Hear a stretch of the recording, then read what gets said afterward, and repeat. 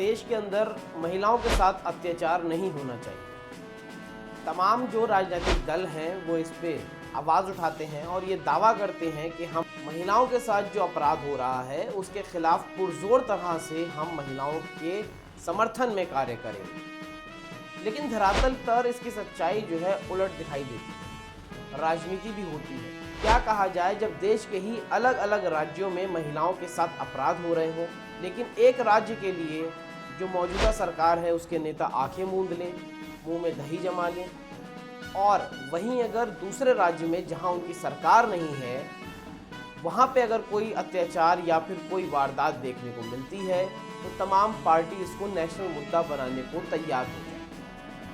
क्या ये सही है? सवाल ये खड़ा हुआ है।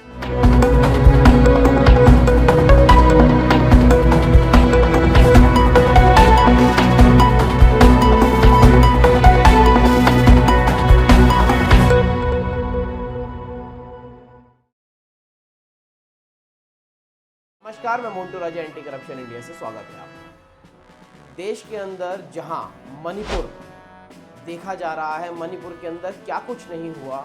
जो दो समुदाय थे वो आपस में लड़े, महिलाओं के साथ तमाम अत्याचार देखा गया, बलात्कार हुए, नग्न करके रोड पे घुमाया गया। इस तरह की तमाम घटनाएं जो अपने आप में शर्मिंदा करने वाली हैं घटित हुई। तब जो मौजूदा सरकार है बीजेपी की वो चुप रही। कोई इस पे सवाल नहीं, कोई जवाब नहीं, किसी ने कोई प्रेस कॉन्फ्रेंस नहीं की, किसी ने मणिपुर के हाल नहीं किए। अगर बात की जाए विपक्ष की तो विपक्ष ने मौजूदा सरकार को घेरा, लेकिन वहीं अब जो वीडियोस और प्रेस कॉन्फ्रेंसेस सामने आ रही हैं वो अपने आप में ये सवाल खड़े कर देती हैं। ये तो वैसे गलत है, देश में किसी भी महिला के साथ कोई अपराध नहीं होना चाहिए, लेकिन जो अब होता हुआ नजर आ रहा है, जो आरोप लगाए जा रहे हैं बंगाल की सरकार यानी ममता बनर्जी की सरकार पे, वो अपने आप में सवाल खड़े करते हैं। 24 परगना में फैक्ट फाइंडिंग कमेटी जो है उसका गठन किया है भारतीय जनता पार्टी ने। उसका ये आरोप है बंगाल के अंदर जो भी बीजेपी का कार्यकर्ता है उसको मारा पीटा जा रहा है, जो भी बीजेपी के लिए कार्य करने वाला है उसको पीटा जा रहा है, गाँवों में उनको एंट्री नहीं मिल रही है। साथ ही ये भी कहा जा रहा है कि आपके परिजनों को और आपकी महिलाओं को जो परिवार की हैं उनको पीटा जाएगा। सरासर ये गलत है, गैर कानूनी है। अगर ये हो रहा है इस पर अंकुश लगना चाहिए। वहीं भारतीय जनता पार्टी के जो नेता हैं उन्होंने ममता बनर्जी को घेरते हुए कहा है कि बंगाल की जो चीफ मिनिस्टर है वो एक महिला है।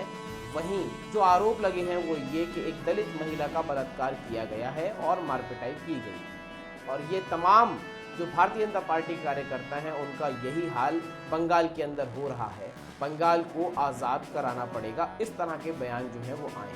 आपको बता दें भारतीय जनता पार्टी के सांसद रविशंकर प्रसाद और विप्लव देव शामिल रहे। इस प्रेस कॉन्फ्रेंस में तमाम कार्यकर्ताओं से भाजपा के बातचीत की गई, उनकी समस्याएं परेशानियां जो हैं वो डिस्कस करी गई, और ये भी आश्वासन दिया गया कि ये जो है अब नेशनल मुद्दा बनेगा। ममता बनर्जी की पुलिस फर्जी मुकदमों में ना फंसाए। क्या ये केवल बंगाल में हो रहा है? आखिर पूछा जाए कि राजधानी दिल्ली तक में कई ऐसे पत्रकार हैं जिनके ऊपर फर्जी मुकदमे चला दिए गए हैं और तमाम जगहों पर, लेकिन निष्पक्षता और सबको जो कहते हैं समानता का अधिकार वो कहीं ना कहीं देखने को नहीं मिलता। भाजपा के नेताओं का ये कहना है एससी कम्युनिटी से एक महिला थी जिसका बलात्कार किया गया।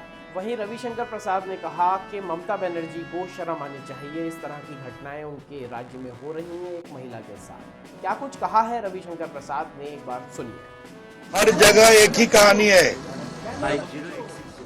बीजेपी के लिए काम किया तो पिटोगे, गांव में घुस नहीं सकते, आओगे तो तुम्हारी पत्नी तुम्हारे माँ बाप के साथ भी हिंसा की जाएगी।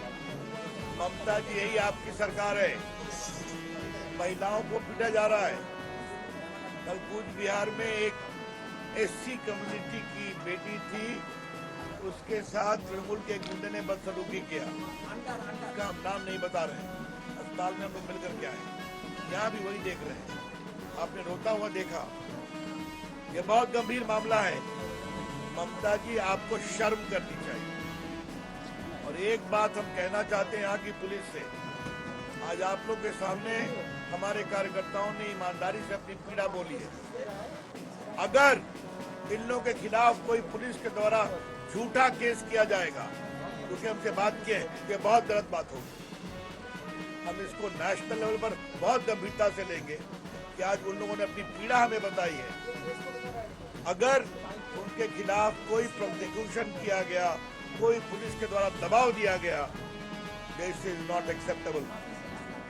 बहुत दिल्ली में रविशंकर प्रसाद को आपने सुना। रविशंकर प्रसाद के साथ विप्लव देव कुमार भी वहां मौजूद थे। उन्होंने क्या कुछ कहा है कि क्या स्थिति वो बता रहे हैं, वो भी सुन लीजिए। यहाँ महिलाओं का सम्मान नहीं, इज्जत नहीं है।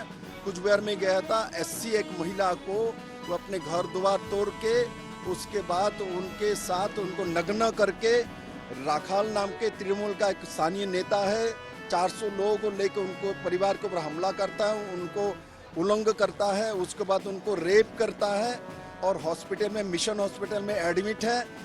वेस्ट बंगाल पुलिस वो एफआईआर नहीं ले रहा है, उनको 164 नहीं ले रहा है। जब ये हालत है एक महिला मुख्यमंत्री और महिला का, वो भी एससी समाज के, क्या बताओ। किंतु इस व्यवस्था को समाप्त हम करेंगे और पूरा रिपोर्ट हम उनको देंगे, नड्डा जी को, और हम लोग पूरा टीम मिलके पूरे रिपोर्ट लेके बंगला के लोगों के साथ, भारतीय जनता पार्टी के कार्यकर्ता नहीं, हर महिला के साथ, बंगला के सभी लोगों के साथ आज़ादी के लिए हम काम करेंगे और इसका समाप्ति करेंगे। जैसे कि आपने भारतीय जनता पार्टी के सांसद रविशंकर प्रसाद और विप्लव देव को सुना, तमाम जो लोग हैं वो ये कह रहे हैं ये केवल भारतीय जनता पार्टी की महिलाओं के साथ की बात नहीं है, पूरे बंगाल की बात है। विप्लव ने कहा है कि हम बंगाल को आज़ाद कराएंगे। अब यहाँ पे दोबारा एक सवाल खड़ा होता है, क्या बंगाल आज़ाद नहीं है? किसने गुलाम बंगाल को बना रखा है?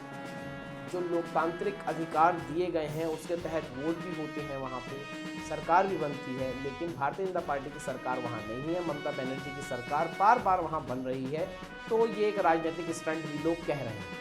तो ये जो घटनाएं महिलाओं के साथ हो रही हैं बहुत ही निंदनीय है। लेकिन इसी देश के अंदर दो राज्यों में अलग अलग एक पार्टी की कार्यकर्ता के साथ अगर कोई घटना होती है उसको नेशनल मुद्दा बनाने की बात की जाती है। वहीं अगर मणिपुर की बात की जाए तो देश ही नहीं विदेशों तक की मीडिया ने उसको कवर किया, उस पर कोई एक्शन, कोई बड़ा बयान जो है बड़े नेता का नहीं आता है। तो इसको आप कैसे देखते हैं? अपनी राय प्रतिक्रिया इस पूरी चर्चा पे शेयर करें कि क्या इस देश के अंदर महिलाओं के साथ अलग अलग न्याय, अलग अलग कानून और अलग अलग विचारधारा होनी चाहिए?